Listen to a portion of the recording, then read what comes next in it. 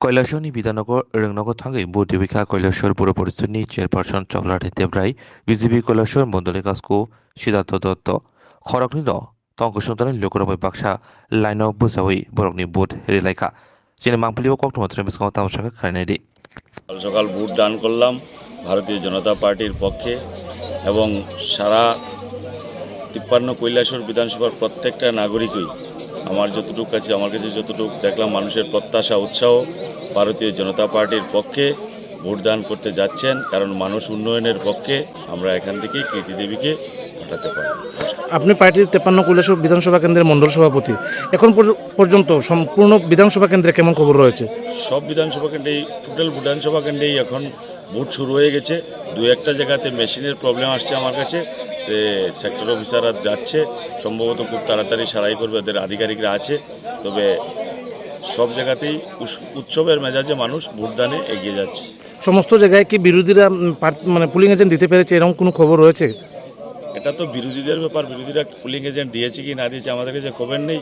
সম্ভাবনা খুব কম, কারণ এই যে বামগ্রেসের ঝুটকে মানুষ সমর্থন করবে এটা আমার বিশ্বাস হচ্ছে না, কারণ মানুষ ওদেরকে দেখে গেছে। বামপন্থকেও দেখেছে 25 বছর, কংগ্রেসকেও দেখেছে 1988 সাল থেকে 93। এইবার আমার মনে হয় না বামগ্রেসের প্রার্থীদেরকে মানুষ সমর্থন করছে বলে আমার মনে হচ্ছে না। জানাবো আমি, নমস্কার মিডিয়া চ্যানেলকে। আজকের যে প্রতিক্রিয়া দেখছি এ তো ভোট নয়, এটা যেন একটা শারদোৎসব। আমরা আশা করছি যে এবারের ভোটটা এহারে চলছে যে এটা আস্থা কৈলাসরে, আমাদের এই ছোট্ট কৈলাসরে পূর্ব ত্রিপুরায় যে আজকে ভোট চলছে এটা যেমন একটা উৎসবের ন্যায় চলছে।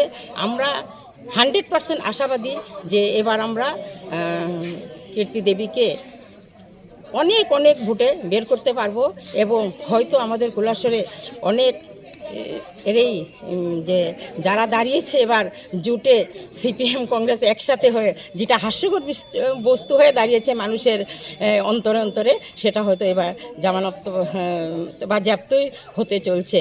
এবার আমি দেখছি যে ওদের এখানে যে এই যে সিপিএমের এখানে কংগ্রেসের ফ্ল্যাগ নিয়ে বসছে, কংগ্রেসের এখানে সিপিএমের ফ্ল্যাগ নিয়ে বসছে, মানুষ আসতে যেতে এটা যেন একটা হাস্যকর বস্তু। তাই আমি বলছি, আমরা আশা রাখছি সম্পূর্ণ মানুষের মধ্যে যে উন্নয়নের লক্ষ্যে মানুষ এগিয়ে আসছে। এবার আমরা অবশ্যই আমরা এবার কীর্তি দেবীকে বের করতে পারবো, এবং আমরা মোদিজিকে ফের আবার আসনে বসিয়ে আমরা সবাই আগামী দিনে ভারতবর্ষের যে লক্ষ্যে পৌঁছানোর কথা, সেই আমাদের যে উন্নয়নের ভারতবর্ষ আমাদের লক্ষ্যে পৌঁছবে, এটাই আমরা সবাই আশা রাখছি। আপনি তো কৈলাসর পুর পরিষদের চেয়ারপারসন, এখন পর্যন্ত কৈলাসর পুর পরিষদ এলাকায় কোনো ধরনের অপ্রীতিকর ঘটনা ঘটেছে কি? অপ্রীতিকর ঘটনা ঘটে নাই, এটা সত্যি, কিন্তু কোনো কোনো জায়গায় খবর আসছে যে ইভিএম মেশিন নষ্ট হয়ে গেছে, মানুষের ভোট দিতে কষ্ট হচ্ছে। এত গরম, এবার এই গরমের মধ্যে মানুষ বাইরে দাঁড়িয়ে আছে, লাইন বাইরে রোদের মধ্যে মানুষের কষ্ট হচ্ছে।